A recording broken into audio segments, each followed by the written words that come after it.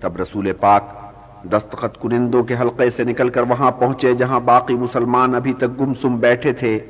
آپ نے فرمایا، اے مسلمانوں اٹھو، اپنے جانوروں کی قربانی دو اور اپنے سر منڈواؤ، مگر وہاں تو خاموشی اور افسردگی کا ڈیرا تھا، سب بت بنے، سب بے حس و حرکت۔ تب حضرت اپنے خیمے میں تشریف لے گئے۔ بی بی ام سلمہ سے کہا، اے ام سلمہ، مسلمانوں کو کیا ہو گیا ہے؟ بی بی ام سلمہ نے عرض کیا، یا رسول اللہ، آپ فی الحال کسی سے کچھ نہ کہیں، بس آپ تو اپنا فریضہ بجا لائیں۔ تب حضرت خیمے سے نکلے، اپنے اس اونٹ کے پاس گئے جسے قربانی کے لیے مخصوص کیا گیا تھا، اسے ذبح کیا اور بلند آواز سے کہا، بسم اللہ، اللہ اکبر۔ آپ کی زبان مبارک سے اس کلمے کا نکلنا تھا کہ مجمع نے یکایک ایک جھرجھری لی، ہر شخص تڑپ کر اٹھا اور بجلی کی سی تیزی کے ساتھ اپنے اپنے جانور کی طرف لپکا اور پوری فضا بسم اللہ، اللہ اکبر کے کلمے سے گونج گئی۔ پھر اسی تیزی سے انہوں نے اپنے سر منڈوائے، جس نے پورا سر نہیں منڈوایا اس نے تھوڑے سے بال ترشوائے اور رسم پوری کی، اور قافلہ واپس مدینے کی طرف روانہ ہوا۔ اور حضرت عمر کے دل و دماغ میں ایک ہیجان برپا تھا۔ انہوں نے دیکھا کہ حضرت چپ چپ ہیں اور ان کی طرف سے کھچے کھچے ہیں۔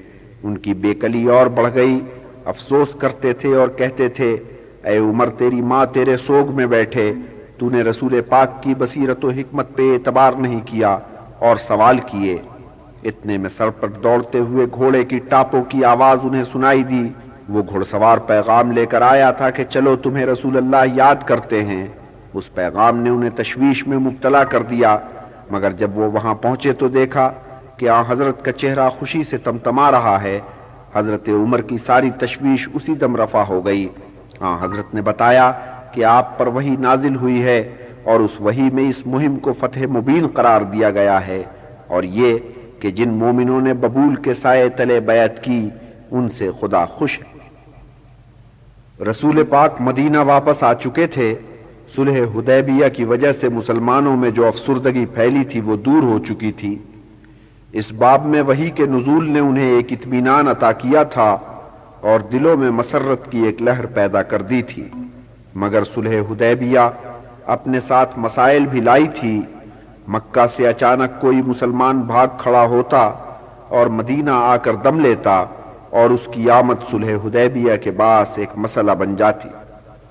ابو بصیر بنی ثقیف کا ایک نوجوان تھا جس کا گھرانہ طائف سے نکل کر مکہ میں آن بسا تھا اور بنی زہرہ کا حلیف بن گیا تھا۔ اس نوجوان نے اسلام قبول کیا اور اس کی پاداش میں اسے مقید کر لیا گیا، مگر اس نے کسی طور جان چھڑائی اور پیدل چل کر مدینہ پہنچا، اور وہ اس وقت مدینہ پہنچا جب حضرت کو حدیبیہ سے آئے ہوئے ابھی چند ہی دن ہوئے تھے۔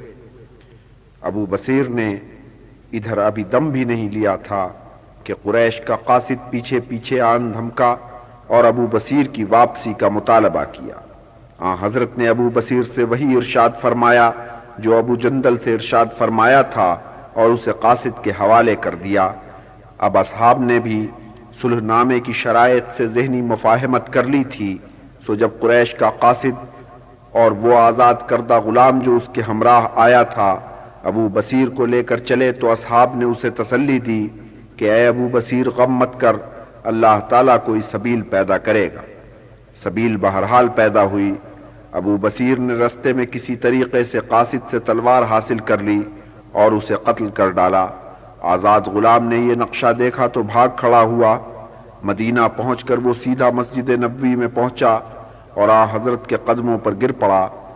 حضرت نے اسے دیکھا اور فرمایا، اس شخص پر کیا بیتی ہے کہ اس قدر دہلا ہوا ہے؟ اس شخص نے بیان کیا کہ کیا واردات گزری۔ اسی اثنا میں ابو بصیر بھی شمشیر بکف آن پہنچا اور یوں گویا ہوا، یا رسول اللہ، آپ نے تو اپنا حق ادا کر دیا اور معاہدے کی شرط پوری کر دی۔ آپ نے مجھے ان لوگوں کے حوالے کر دیا تھا، مگر اللہ نے مجھے ان سے رہائی دلا دی۔ اسی کے ساتھ اس نے تجویز پیش کی کہ مقتول کے ہتھیاروں اور اونٹ کو مال غنیمت سمجھا جائے اور شرع کے مطابق اس کی تقسیم کی جائے۔ حضرت نے فرمایا کہ اگر میں نے ایسا کیا تو وہ لوگ یہ کہیں گے کہ محمد نے جن شرائط پر کاربند رہنے کا پیمان کیا تھا ان کی پابندی نہیں کی۔ پھر آپ آزاد غلام سے مخاطب ہوئے، اے شخص ابو بصیر تیرے حوالے ہے، تو اسے لے کر ان لوگوں تک پہنچا دے جن کی طرف سے تو آیا ہے۔ وہ شخص یہ کلام سن کر پیلا پڑ گیا، یوں بولا، یا محمد، مجھے اپنی جان عزیز ہے، مجھ میں اتنا دم نہیں ہے کہ اسے قابو میں رکھ سکوں۔ حضرت نے تو اپنا حق ادا کر دیا، مگر قریش کا بھیجا ہوا آدمی ہی بودا نکلا۔ تب حضرت نے ابو بصیر سے فرمایا، عزیز تو جہاں جانا چاہتا ہے چلا جا۔ ساتھ ہی فرمایا، اچھا ہوتا کہ کچھ دوسرے لوگ بھی اس کے ہمراہ نکل جاتے۔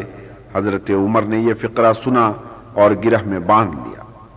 ابو بصیر نے حضرت کی اجازت پائی اور بحر احمر کے ساحلی علاقے کی طرف نکل گیا۔ ادھر حضرت عمر نے حضرت کا ارشاد مکہ میں پھنسے ہوئے مسلمانوں تک پہنچا دیا، ساتھ ہی ابو بصیر کا پتہ بھی انہیں فراہم کر دیا۔ یہ پیغام ابو جندل تک بھی پہنچا، اور ابو جندل پر اب وہ سخت گیری نہیں تھی جو اس کے باپ نے اس کے ساتھ روا رکھی تھی۔ ابو جندل نے نئے سرپرستوں کی نرمی سے فائدہ اٹھایا اور چپکے سے مکہ سے نکل گیا اور سیدھا وہاں پہنچا جہاں ابو بصیر نے ڈیرا ڈال رکھا تھا۔ کتنے ہی اور نوجوان کہ مسلمان ہونے کی پاداش میں سختیاں کھینچ رہے تھے، ایک ایک کر کے مکہ سے سٹک گئے اور ابو بصیر سے جا ملے۔ ان نوجوانوں نے ابو بصیر کو اپنا قائد تسلیم کیا اور ہر معاملے میں اس سے ہدایات لینے لگے۔ یہ نوجوان کم و بیش 70 کی تعداد میں تھے۔ رفتہ رفتہ وہ قریش کے تجارتی قافلوں کے لیے ایک بڑا خطرہ بن گئے۔ اصل میں ابو بصیر نے ساحلی راہ پر ایسے مقام پر ڈیرے ڈالے تھے جہاں سے قریش کے تجارتی قافلے شام کی سمت جاتے ہوئے گزرتے تھے۔ وہ کتنے مطمئن تھے کہ اب یہ شاہراہ ان کے لیے محفوظ ہے، ان کے قافلے بے خوف و خطر اس راہ سے گزر سکتے ہیں، مگر جلد ہی انہیں پتہ چلا کہ ایسا نہیں ہے۔ ابو بصیر کی سرکردگی میں ان نوجوانوں نے ان قافلوں پر چھاپے مارنے شروع کر دیے۔ تب قریش نے چاروں ناچار حضرت کو ایک مراسلہ لکھا اور درخواست کی کہ ان بٹماروں کو اس راہ سے ہٹائیے، ان کے مدینہ میں جانے اور آپ کی جمعیت میں شامل ہونے پر ہمیں کوئی اعتراض نہیں۔ حضرت نے ابو بصیر کو مطلع کیا کہ تم اب اپنے رفقا سمیت مدینے میں آ سکتے ہو۔ اندھا کیا چاہے دو آنکھیں، ان کا تو مقصود ہی یہی تھا، مگر ابو بصیر کی تقدیر میں مدینہ کی خوشبو گلیوں میں سانس لینا نہیں لکھا تھا۔ حضرت کا رقعہ ایسے وقت میں پہنچا جب وہ آخری دموں پر تھے، بستر بیماری پر پڑے پڑے انہوں نے رقعہ پڑھا، آنکھوں سے لگایا اور ہمیشہ کے لیے آنکھیں موند لی۔ رفیقوں نے انہیں وہیں دفن کیا اور ساتھ ایک مسجد تعمیر کی، پھر وہاں سے ڈیرا اٹھایا اور مدینہ کی راہ لی۔ راہ میں خالد کے بھائی ولید کو بھی موت نے آن لیا۔ اس نے بھائی کے نام خط لکھا، اسے وصیت کی کہ میرے بھائی مسلمان ہو جا۔ یہ خط لکھ کر آخری فریضے سے فراغت پائی اور آنکھ بند کر لی۔ مکہ سے آنکھ بچا کر نکلنے والوں میں ایک خاتون صرف ایک تھی، یہ حضرت عثمان کی سوتیلی بہن ام کلثوم تھی۔ تب وہی نازل ہوئی جس میں رسول پاک کو ہدایت کی گئی تھی کہ کسی مسلمان خاتون کو قریش کے حوالے نہ کیا جائے۔ سو جب ام کلثوم کے دو بھائی کے سگے تھے انہیں واپس لینے کے لیے آئے تو حضرت نے اس بی بی کو ان کے حوالے کرنے سے انکار کر دیا، اور اہل قریش اس پر احتجاج بھی نہ کر سکے۔ کس منہ سے احتجاج کرتے؟ صلح نامے میں عورتوں کا تو کوئی ذکر ہی نہیں تھا۔ زید، زبیر اور عبد الرحمن ابن عوف تینوں مسلمان آگے بڑھے اور اس بی بی سے رشتے کے خواستگار ہوئے۔ حضرت نے خاتون کو مشورہ دیا کہ تم زید سے رشتہ منظور کر لو۔ انہوں نے یہ مشورہ قبول کیا اور حضرت زید سے ان کی شادی ہو گئی۔ صلح حدیبیہ نے پوری فضا ہی بدل ڈالی تھی، جنگ و جدل کا کوئی خطرہ نہیں تھا۔ مکہ اور مدینہ کے لوگ بے خوف و خطر ایک دوسرے سے مل جل سکتے تھے، آزادانہ تبادلہ خیال کر سکتے تھے، اور اس تبادلہ خیال میں اسلام کا تصور آہستہ آہستہ دلوں میں گھر کرتا جا رہا تھا۔ صلح کے بعد کے 2 برسوں میں مسلمانوں کی تعداد دگنی سے بھی زیادہ ہو گئی۔ اب صلح حدیبیہ کی حکمت سمجھ میں آ رہی تھی اور اب واضح ہو رہا تھا کہ وحی الہی میں اس مہم کو فتح مبین سے کیوں تعبیر کیا گیا تھا۔ صلح حدیبیہ سے چند ماہ پہلے کی یہ بات ہے کہ حبشہ سے عبداللہ ابن جہش کے انتقال کی خبر موصول ہوئی۔ عبداللہ ابن جہش اسلام قبول کرنے سے پہلے عیسائی مذہب کے پیروکار تھے۔ ہجرت کر کے حبشہ گئے تو تھوڑے عرصے بعد پھر اپنے سابقہ مذہب پر لوٹ گئے۔ اس سے ان کی بیوی ام حبیبہ کو بہت صدمہ ہوا۔ وہ نیک خاتون اسی طرح اسلام کی پیروکار رہیں۔ اپنے عیسائی شوہر کے انتقال کے بعد ایک شب انہوں نے خواب دیکھا کہ کسی نے انہیں ام المومنین کہہ کے مخاطب کیا۔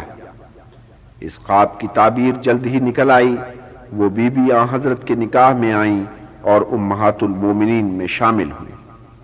شاہ نجاشی سے تو آن حضرت نے خط و کتابت کی ہی تھی، مگر اب وہ وقت آ گیا تھا کہ دنیا کے مختلف سلاطین کو دعوت اسلام دی جائے۔ آخر آپ نے خندق کھودتے ہوئے جو ایک روشنی دیکھی تھی اور اس روشنی میں قیصر و کسریٰ کے محلات دکھائی دیے تھے اور یمن و مدائن روشن نظر آنے لگے تھے، تو اس کے کوئی تو معنی تھے۔ پہلا مراسلہ شہنشاہ فارس کسریٰ کو لکھا گیا۔ اس مراسلے میں آپ نے اپنی نبوت کا اعلان کیا اور کسریٰ کو قبول اسلام کی دعوت دی۔ ادھر کسریٰ کو مختلف ذرائع سے یہ خبر مل چکی تھی کہ جزیرہ نمائے عرب میں ایک زبردست شخصیت نے ظہور کیا ہے جس نے اللہ کا رسول ہونے کا دعویٰ کیا۔ اسے کرید ہوئی کہ یہ کس قسم کی شخصیت ہے اور اس کے کیا عزائم ہیں۔ مراسلہ ملنے سے پہلے ہی کسریٰ نے آن حضرت کے متعلق کھوج لگانا شروع کر دیا۔ عامل یمن بازان اس علاقے میں اس کا نائب تھا۔ اسے احکامات بھیجے کہ عرب میں ظہور کرنے والی اس شخصیت کے بارے میں معلومات حاصل کر کے بھیجی جائیں۔ بازان نے فوراً 2 قاصد اس ہدایت کے ساتھ مدینے کی طرف دوڑائے کہ جاؤ اور اس شخصیت سے مل کر معلوم کرو کہ وہ کس قسم کی شخصیت ہیں اور ان کے کیا عزائم ہیں۔ یہ دونوں قاصد آن حضرت کے حضور اس رنگ سے پہنچے کہ ان کی داڑھیاں منڈی ہوئی تھیں اور مونچھیں لمبی لمبی تھیں۔ آن حضرت کو ان کا یہ حلیہ ناگوار ہوا۔ پوچھا کہ تم نے کس کے حکم سے اپنا یہ حلیہ بنایا ہے؟ انہوں نے جواب دیا، حاکم کے حکم سے۔ آپ نے فرمایا، میرے حاکم کا مجھے حکم یہ ہے کہ ریش بڑھاؤ اور مونچھیں چھوٹی رکھو۔ پھر آپ نے فرمایا کہ آج جاؤ، کل حاضر ہونا۔ اسی شب جبریل امین نازل ہوئے اور آپ کو یہ نوید سنائی کہ فارس میں بغاوت ہو گئی ہے، کسریٰ کو ہلاک کر دیا گیا، اس کی جگہ اس کا بیٹا تخت نشین ہے۔ سو جب دوسرے دن وہ قاصد آپ کی خدمت میں پہنچے تو آپ نے انہیں اس واقعے کی اطلاع دی اور فرمایا کہ اے یمن کی طرف سے آنے والو، والی یمن سے کہو کہ میرے دین اور میری سلطنت کی حدود کسریٰ کی سلطنت کی حدود سے کہیں زیادہ پھیلی ہوئی ہوں گی۔ سو اے کسریٰ کے نائب، تو اسلام قبول کر، میں تجھے یمن کا سلطان مقرر کروں گا۔ دونوں قاصد حیران و پریشان واپس گئے اور جو انہوں نے دیکھا اور سنا وہ بازان کے سامنے بیان کیا، اور بازان نے یوں کہا کہ اگر اس شخص نے کسریٰ کے بارے میں جو خبر سنائی ہے وہ صحیح نکلی تو ضرور وہ پیغمبر ہے، اور اس سے پہلے کہ حقیقت حال معلوم کرنے کے لیے اپنا قاصد فارس کی طرف بھیجے، ادھر سے قاصدان پہنچا۔ اس نے کسریٰ کے قتل کی خبر سنائی اور نئے شہنشاہ سے وفاداری کے پیمان کا تقاضا کیا۔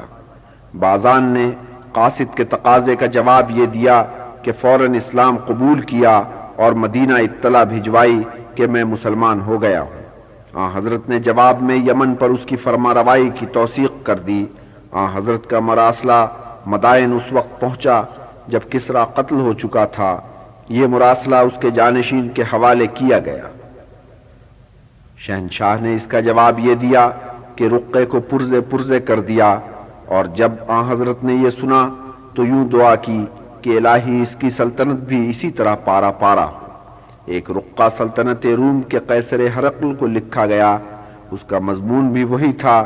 یہ رقہ عامل شام کے حوالے کیا گیا، پھر اسی مضمون کا رقہ فرما روائے مصر مقوقس کو روانہ کیا گیا۔ ادھر سلاطین عالم کو اسلام کی دعوت دی جا رہی تھی، ادھر یہودی اندر ہی اندر سازشوں میں مصروف تھے۔ ان دنوں ان کے بیچ ایک اور ہی کھچڑی پک رہی تھی۔ یہ لوگ باقی سب حربے تو آزما چکے تھے، اب انہوں نے جادو ٹوٹکے کا حربہ آزمایا۔ یہودیوں میں جادو کا علم عہد قدیم سے چلا آتا تھا۔ ان دنوں ان کے بیچ ایک شخص لابد تھا کہ جادو کے علم کا شناور تھا۔ اپنی بیٹیوں کو بھی اس نے جادو کی تعلیم دی، وہ بھی جادوگرنیاں اپنے علم میں کامل تھیں۔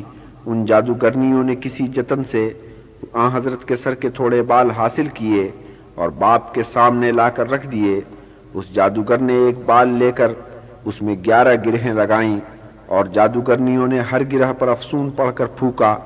پھر اس جادوگر نے کہا، یہ بال کھجور کی ایک ٹہنی پر لپیٹ اور اسے ایک گہرے کنویں میں ڈال دے۔ حضور صلی اللہ علیہ وسلم کو بہت جلد یہ احساس ہو گیا کہ ان کے ساتھ کوئی واردات گزری ہے۔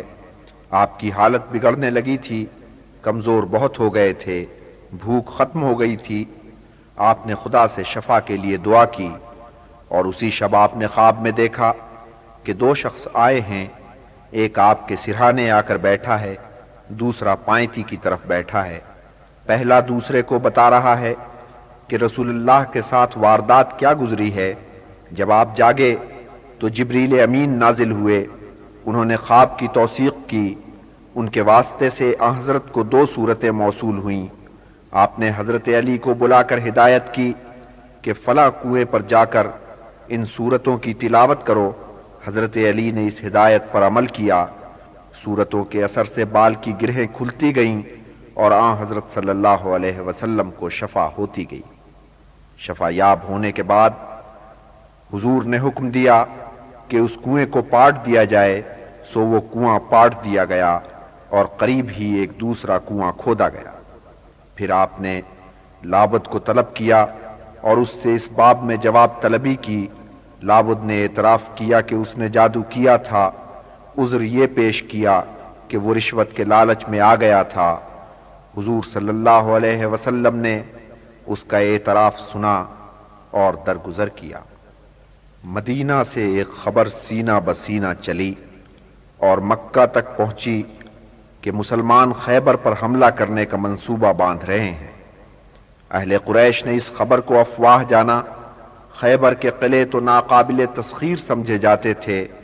اہل قریش نے خبر سنی اور ہنسی میں اڑا دی کہ بیچارے مٹھی بھر مسلمان خیبر والوں سے کیا کھا کر لڑیں گے۔ پھر ان کے ہاں ایک خواہش پیدا ہوئی کہ کاش مسلمان کسی طرح اپنے اسلامی جوش میں آ کر خیبر پر حملہ کر دیں، پھر ہمیں کچھ نہیں کرنا پڑے گا، مسلمانوں کا خود ہی قلع قمع ہو جائے گا۔ مگر یہ افواہ نہیں تھی، صحیح خبر تھی۔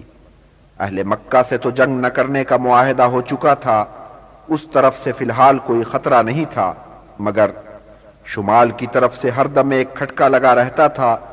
یہاں خیبر کا شہر آباد تھا کہ یہودیوں کا اڈا تھا اور اسلام کے خلاف سازشوں کا بہت بڑا مرکز۔ جنگ خندق میں انہوں نے براہ راست حصہ نہیں لیا تھا، مگر قریش کو اکسانے والے تو وہی تھے، اور انہی کے اثر و رسوخ کا یہ کرشمہ تھا کہ بنی غطفان اس جنگ میں اہل قریش کے حلیف بن گئے۔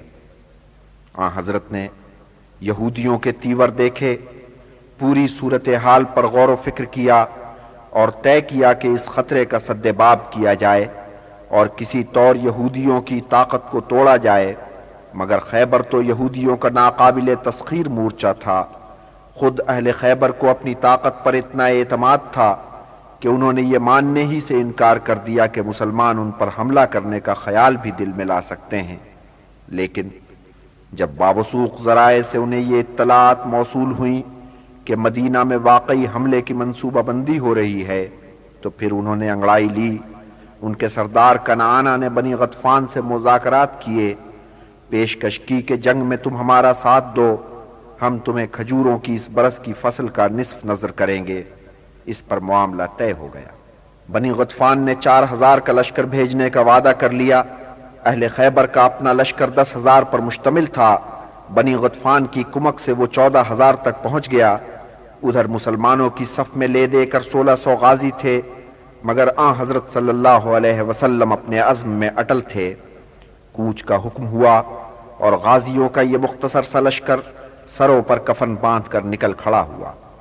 غازیوں کا لشکر بڑھتا چلا جا رہا تھا۔ ایک مقام پر پہنچ کر آن حضرت نے لشکر کو ٹھہرنے کا حکم دیا۔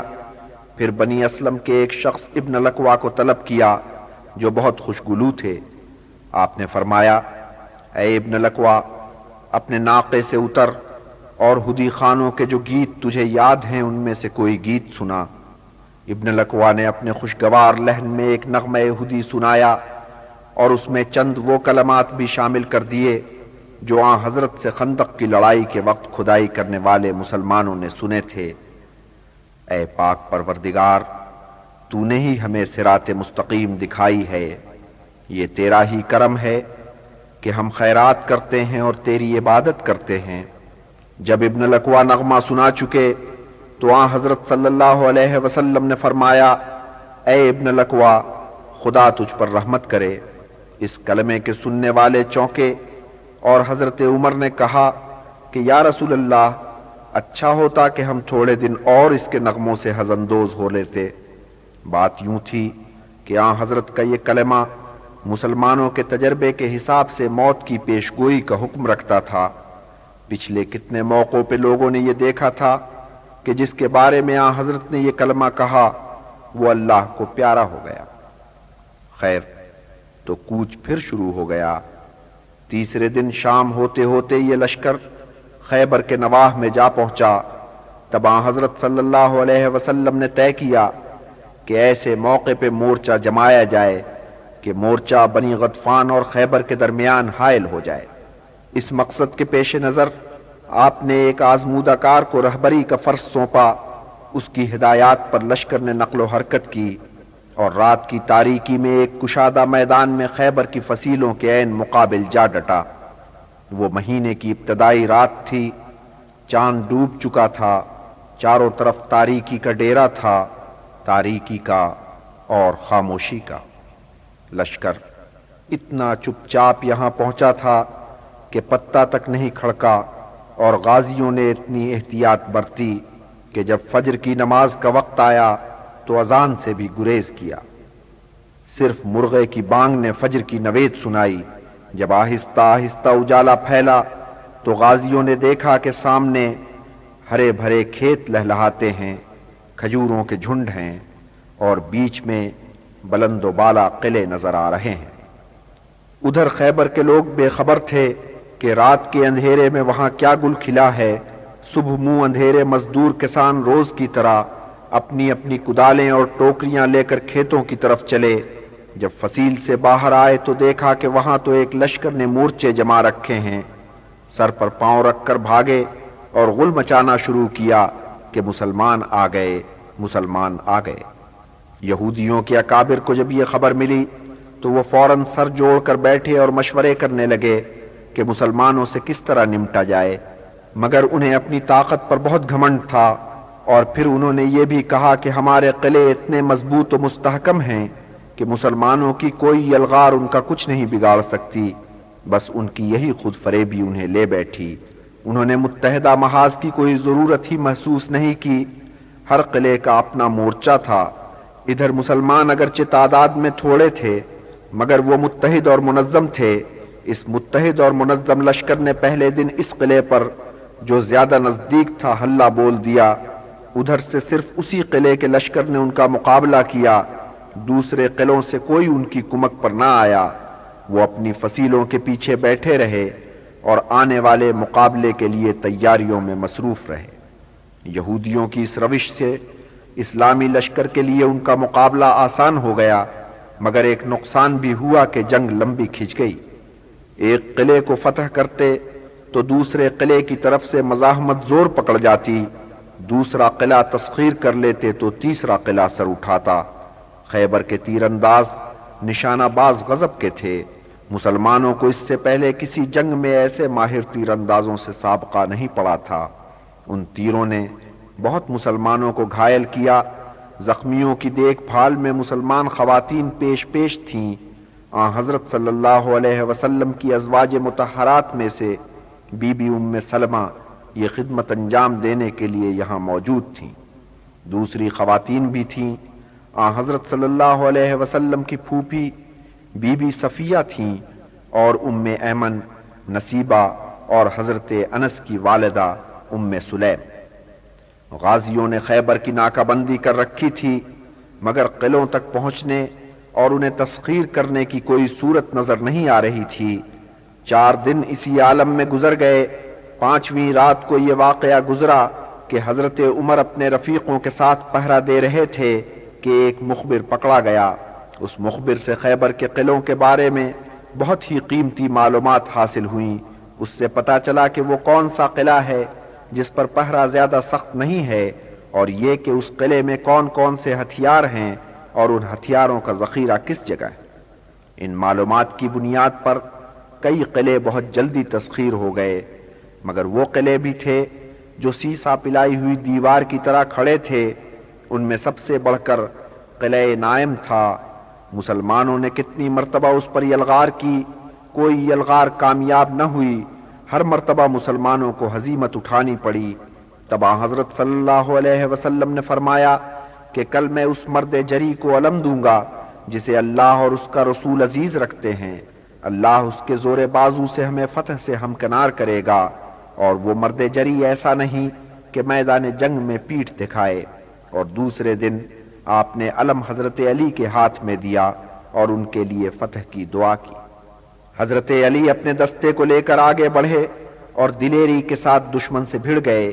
اس دستے میں سب سے بڑھ کر حضرت زبیر تھے، اور حضرت ابو دجانہ کہ اپنے سرخ امامے کے ساتھ سب سے نمایاں نظر آ رہے تھے۔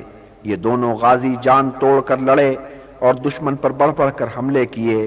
تب حضرت علی نے آخری اور قطعی حملہ کیا۔ حملہ ایسا بے پناہ تھا کہ یہودی لشکر کے قدم اکھڑ گئے، سر پر پاؤں رکھ کر ایسے بھاگے کہ قلعے کے اندر جا کر ہی دم لیا۔ اور تب حضرت علی نے قلعے کے پھاٹک پر ہلہ بولا۔ اہل قلعہ نے جلد ہی ہتھیار ڈال دیے، پھر بھی اتنا وقت ضرور لیا کہ کتنے ہی یہودی عقبی دروازے سے نکل کر دوسرے قلعوں میں پہنچ گئے۔ خیبر کے محصور قلعوں نے بنی غطفان کا کتنا انتظار کھینچا۔ اس قبیلے سے انہوں نے کتنی امیدیں باندھی تھیں، مگر ان کی تو کوئی سنگن نہیں مل رہی تھی۔ اور اب ہر لب پر یہ سوال تھا کہ بنی غطفان کہاں رہ گئے، اور کسی کے پاس اس سوال کا جواب نہیں تھا۔ بنی غطفان نے اپنی طرف سے تو پیمان نبھانے کی کوشش کی تھی، 4000 کا لشکر لے کر خیبر کی طرف چلے تھے، مگر عجب ہوا کہ جب ایک دن سفر میں گزرا تو ایک ندا آئی، جانے آسمان سے آئی یا پاتال سے ابھری، مگر اتنی تیز تھی کہ پورے صحرا میں گونج گئی۔ ایک لمبی پکار، تمہارے قبیلے والے، تمہارے قبیلے والے، تمہارے قبیلے والے۔ اس پکار نے پورے لشکر کو دہلا دیا۔ ایک وسوسہ جاگا کہ شاید ان گھرانوں پر کوئی آفت ٹوٹ پڑی ہے، بس الٹے پیروں واپس ہو لیے، مگر وہاں جا کر دیکھا تو سب صحیح سلامت تھے۔ مگر ایک مرتبہ جب وہ واپس ہو گئے تو پھر ان کی ہمت جواب دے گئی، معاہدے کو طاق میں رکھا اور اطمینان سے گھروں میں بیٹھ گئے۔ ادھر اہل خیبر اپنے حلیفوں کی راہ دیکھتے دیکھتے تھک گئے اور آخر کے تئیں ان کی طرف سے مایوس ہو گئے۔ قلعہ نائم ہتھیار ڈال چکا تھا، اب قلعہ زبیر مزاحمت کا نشانہ بنا ہوا تھا۔ یہ قلعہ ایک اونچی چٹان پہ واقع تھا اور اس کے پھاٹکوں تک چڑھائی سخت کٹھن تھی۔ قلعہ نائم سے بچ نکلنے والے یہودی سورما اس قلعے میں جا پہنچے تھے اور مقابلے کے لیے کمریں کس رہے تھے۔ حضرت صلی اللہ علیہ وسلم نے 3 دن تک قلعے کا محاصرہ کیے رکھا۔ اس کی تسخیر کی کوئی صورت نظر نہیں آ رہی تھی، مگر تیسرے دن یوں ہوا کہ کسی دوسرے قلعے سے نکل کر ایک یہودی چھپتا چھپاتا حضرت صلی اللہ علیہ وسلم کی خدمت میں پہنچا اور پیشکش کی کہ اگر مجھے جان و مال کی امان دی جائے تو اس قلعے کی مزاحمت کا بھید بتاؤں۔ حضور صلی اللہ علیہ وسلم نے اسے جان و مال کی امان دی۔ تب اس یہودی نے یوں بیان کیا کہ اس قلعے کی تہ میں ایک چٹان ہے، چٹان کی تہ میں ایک چشمہ ہے کہ سدا ابلتا رہتا ہے، قلعے والوں نے اس تک پہنچنے کے لیے سیڑھیاں بنا رکھی ہیں، سو یوں قلعے میں پانی پہنچتا رہتا ہے۔ اگر اس چشمے کو مسدود کر دیا جائے تو قلعہ پانی کی رسد سے محروم ہو جائے گا، اس صورت میں قلعے والے ہتھیار ڈالیں گے۔ حضرت صلی اللہ علیہ وسلم نے اس سے چشمے کا آتا پتہ معلوم کر لیا۔ وہاں کھدائی کر کے چشمے کی راہ مسدود کر دی گئی۔ قلعے میں جب پانی کی فراہمی بند ہو گئی تو مرتا کیا نہ کرتا، قلعے والوں نے ہتھیار ڈال دیے۔ خیبر کے قلعے یوں تسخیر ہوتے چلے جا رہے تھے، قلعہ قاموس سب سے بڑھ کر سخت جان نکلا۔ سب قلعے گھٹنے ٹیک چکے تھے۔ یہ قلعہ بدستور چٹان کی طرح کھڑا تھا۔ یہ قلعہ بنی کنانا کا تھا اور یہ قبیلہ بنی نزیر کے قبیلوں میں سب سے زیادہ دولت مند اور سب سے زیادہ طاقتور تھا۔ اس قبیلے کے کچھ لوگ یہاں کے پرانے باسی تھے اور کچھ لوگ یثرب سے اجڑ کر یہاں آباد ہوئے تھے۔ کنانا خود یثرب سے اجڑ کر آنے والوں میں تھا اور یہی وہ لوگ تھے جنہوں نے بنی غطفان پر زیادہ بھروسہ کر رکھا تھا، اور جب ادھر سے ان کی آس ٹوٹی تو وہ حوصلہ ہار بیٹھے۔ قلعہ نائم سے بھاگ کر آنے والوں نے ان کا رہا سہا حوصلہ بھی ختم کر دیا۔ پھر یہ لوگ 14 دن کھینچ لے گئے۔ 14 دنوں کے بعد انہوں نے گھٹنے ٹیک دیے۔ کنانا نے صلح کا پیغام بھیجا۔ صلح اس پر ہوئی کہ کسی کی گردن نہیں ماری جائے گی، کسی کو